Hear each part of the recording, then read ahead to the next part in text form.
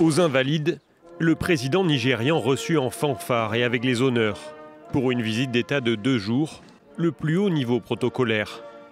Voilà 24 ans que ce n'était pas arrivé, signe que la France cherche à séduire le Nigeria et son président Bola Tinubu. Emmanuel Macron a ensuite reçu son homologue à l'Élysée pour une rencontre tournée vers le renforcement des liens commerciaux. Vous, votre gouvernement est en train de transformer très profondément l'économie nigériane. C'est pourquoi la France, au-delà des relations historiques qui sont les nôtres et de la place qui est déjà la nôtre dans les secteurs de l'énergie, dans d'autres, nous voulons faire encore davantage dans l'agro-industrie, dans les nouvelles technologies. Les chefs d'État ont présidé un conseil d'affaires franco-nigérian réunissant des patrons des 2 pays. À la clé, l'espoir de contrats importants. Le Nigeria, avec ses 227 millions d'habitants, est devenu le premier partenaire commercial de la France en Afrique subsaharienne ces dernières années.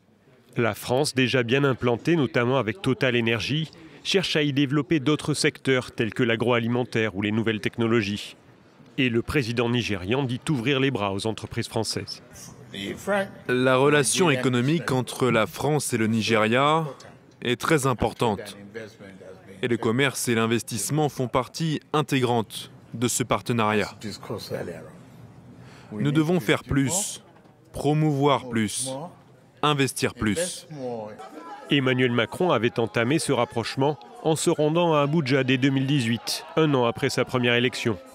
Une nouvelle approche des relations africaines de la France, au moment où ses relations avec ses anciennes colonies du Sahel, le Mali, le Niger ou le Burkina Faso, se sont considérablement dégradées.